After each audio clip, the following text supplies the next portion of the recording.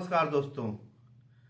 हर जगह अरावली, चाहे वह सोशल मीडिया के कोई भी प्लेटफॉर्म हो, टीवी हो, यूट्यूब हो, Instagram, Twitter, Facebook, news channel, अखबार, हर जगह अरावली अरावली अरावली अरावली ही छाई हुई है। आखिर क्या है अरावली? क्या मुद्दा है अरावली का? कौन सा कारण आ गया ऐसा कि अरावली हर जगह छाई हुई है? आज उसको हम लोग जानते हैं।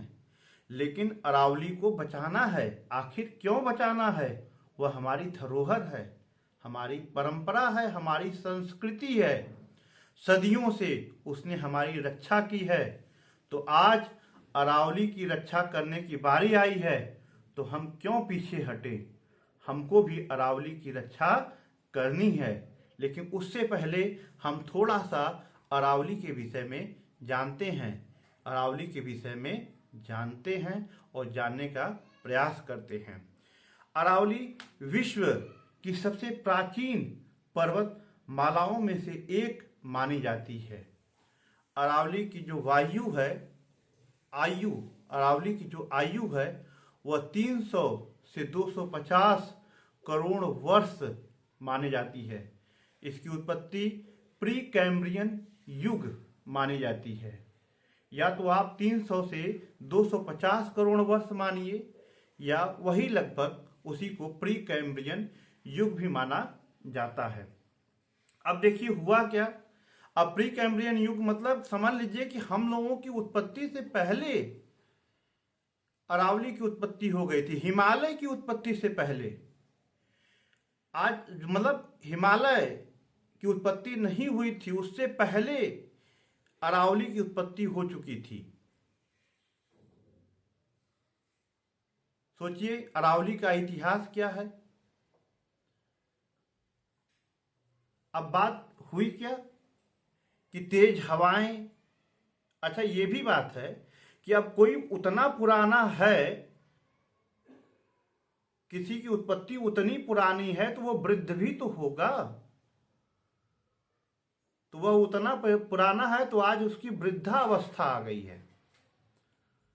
वही है कि जवानी में तो सबकी पूजा होती है, जवानी में सब सबको संभालते हैं, और वृद्धावस्था में जब सेवा करने की बारी होती है तो उसको फेंक देते हैं। और वही हमारी सरकार, वही हमारी कोर्ट यह कह रही है कि भैया फेंक दो। अब आज उसको, उस संस्कृति को, उस धरोहर को संभालने की बारी है तो कह रही है फेंक दो। कैसे हम लोग फेंक दे भाई? तो ऐसा हमें नहीं करना है, हमें बचाना है। अब हुआ क्या? धूल, तेजी से चलने वाली हवाएं, बारिश, तमाम प्रकार की प्राकृतिक आपदाएं चलती रहीं, जिसके कारण अरावली पर्वत श्रृंखलाओं का अपरदन होता गया। और उस अपरदन के कारण, अपरदन होता गया, उसका मतलब वो कटने लगा, अपशिष्ट, जिसके कारण अपर्दित होगा गया, उसका छटान वो छटने लगा, कटने लगा, जिसके कारण इसे अपशिष्ट पर्वत श्रृंखला भी कहते हैं। यह जो पर्वत श्रृंखला है, इसका विस्तार जो है गुजरात से लेकर के कहाँ तक है?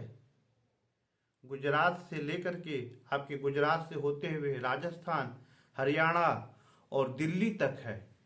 और दिल्ली में रायसीना हिल, जहाँ पे राष्ट्रपति भवन वगैरह है, वहाँ तक पूरा है। इसकी जो लंबाई है लगभग 692 किलोमीटर है अरावली की। लेकिन इसका सबसे बड़ा, इस अरावली जो पर्वत श्रृंखला है, इस पर लगभग सबसे बड़ा जो हिस्सा है वो राजस्थान का है। राजस्थान का लगभग 550 किलोमीटर का जो हिस्सा है, मतलब अरावली का लगभग जो 550 किलोमीटर का जो हिस्सा है वो राजस्थान राज्य में है। और राजस्थान राज्य में ही अरावली की सबसे ऊंची चोटी गुरु शिखर जिसकी ऊंचाई 1722 मीटर है पाई जाती है। तो ये अक्सर पूछा भी जाता है कि अरावली की सबसे ऊंची चोटी जो है गुरु शिखर, उसकी ऊंचाई 1722 मीटर है, वह राजस्थान राज्य में ही है। अब हुआ क्या, अब कई राज्य ये कहते हैं कि भाई ये विवाद हो गया कि अब चूंकि अब मान लीजिए अब इतनी लंबी चौड़ी इसकी पर्वत श्रृंखला है, तो कुछ कुछ भाग जो कि काफ़ी ऊंचे हैं और कुछ भाग जो है कि छोटे भी हो गए हैं। तो कुछ राज्य कहते हैं कि कुछ पर्वत श्रृंखलाएं जो छोटी छोटी हैं उनको अरावली का भाग नहीं मानते हैं, और कुछ लोग कहते हैं कि नहीं है। तो इसी मुद्दे पे बहस छिड़ गई। तो जब इस मुद्दे पर बहस छिड़ गई तो जो पर्यावरण मंत्रालय है, जिसके मंत्री डॉक्टर भूपेंद्र सिंह जी हैं, तो इसी पर एक रिपोर्ट जो है उस रिपोर्ट को तैयार किया गया और उस रिपोर्ट को सुप्रीम कोर्ट को सौंपा गया और सुप्रीम कोर्ट ने उस रिपोर्ट को स्वीकार भी कर लिया। और फिर अभी हाल ही में इसी नवंबर महीने में, नवंबर 2025 में, सुप्रीम कोर्ट ने एक निर्णय दिया, एक अपना आदेश सुनाया कि भाई अरावली पर्वत श्रृंखला जो है, उस पर्वत श्रृंखला में जो पहाड़ी या जिस पहाड़ी की ऊंचाई 100 मीटर से ऊपर है या 100 मीटर या 100 मीटर से ऊपर है, वो पर्वत श्रृंखला तो अरावली है। लेकिन जिस पर्वत श्रृंखला की ऊंचाई 100 मीटर से कम है, वो पर्वत श्रृंखला अरावली पर्वत श्रृंखला के अंतर्गत नहीं मानी जाएगी। और दूसरा उन्होंने क्या कहा कि मान लीजिए जैसे दो पर्वत श्रृंखलाएं हैं,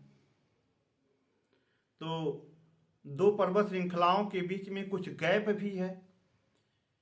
यदि दो पर्वत श्रृंखलाएं, जैसे मान लीजिए ये पर्वत श्रृंखला है, एक ये है और एक ये है, यदि दो पर्वत श्रृंखलाओं के बीच में ये जो गैप है, यदि दो पर्वत श्रृंखलाओं के बीच में यदि गैप 500 मीटर मतलब आधा किलोमीटर है या आधा किलोमीटर से ज़्यादा है,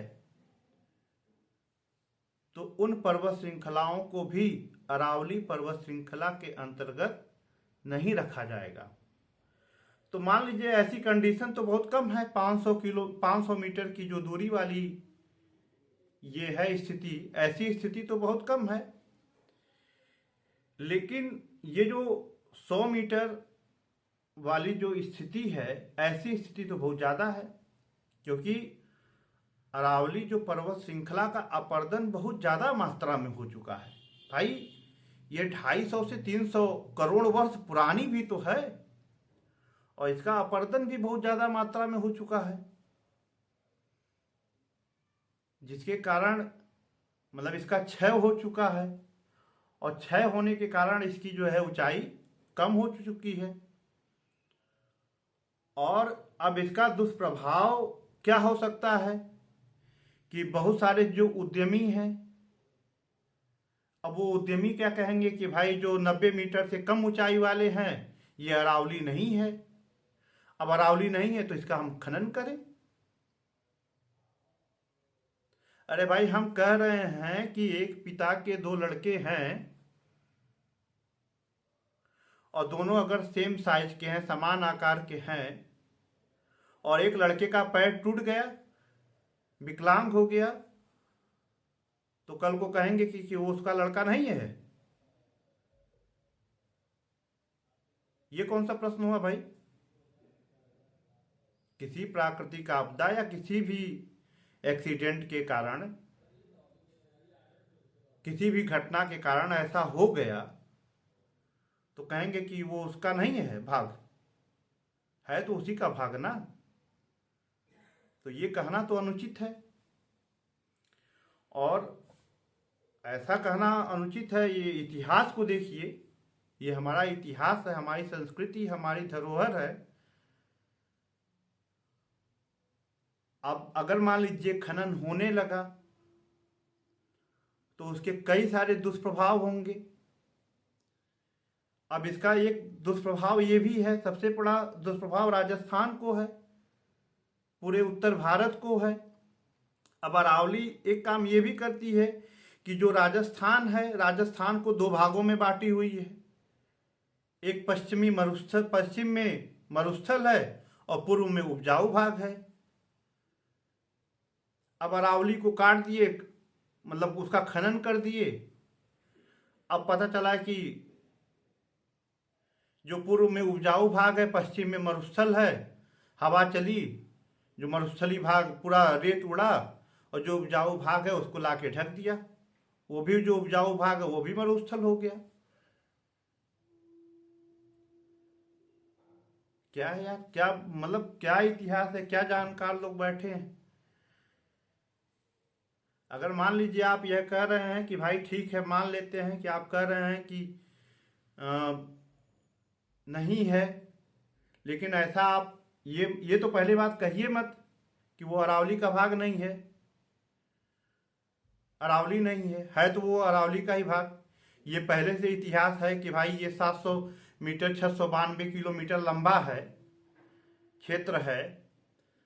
हम इतने सालों से उसको पढ़ते आ रहे हैं, पूरा इतिहास है, और आप 1 मिनट में कह दे रहे हैं कि नहीं है। तो ये तो कहना उचित नहीं है। दूसरी बात यह है कि खनन हो गया, उसका दुष्प्रभाव क्या है। अगर खनन हो गया, समतल हो गया क्षेत्र, अरावली हट गया, तो पूरा जो मरुस्थली चीज है, बालू है, सब उड़ के उत्तर भारत दिल्ली की तरफ आ जाएगा, पूरा उत्तर भारत की तरफ आ जाएगा। लो भैया, जो बस्तियां हैं, जो बड़ी बड़ी बिल्डिंगें हैं, सब बालू से पट गई। चलो, बालू ही बालू।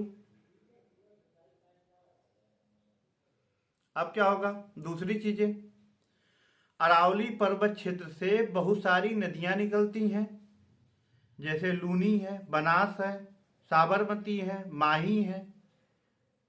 लूनी, बनास, साबरमती, माही, बहुत, इसके अलावा और बहुत सारी नदियां निकलती हैं।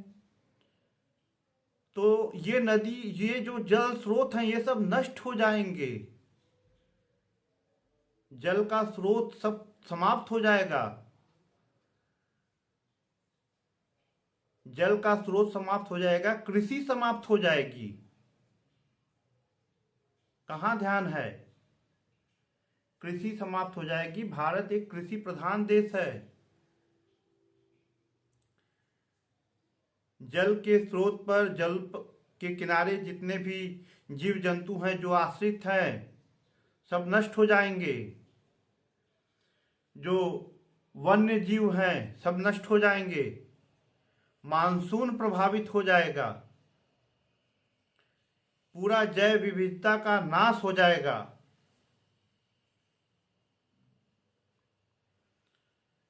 ग्राउंड वाटर रिचार्ज नष्ट हो जाएगा। तमाम प्रकार की दिक्कतें आएंगी। इसलिए इस पर विचार किया जाए,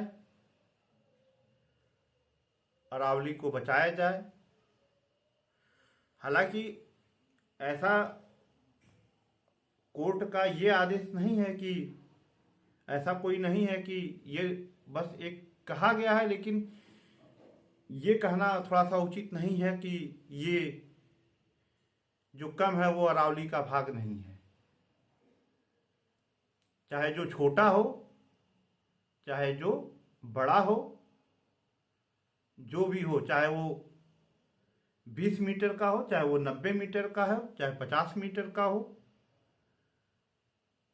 जो भी है वो अरावली का ही भाग है।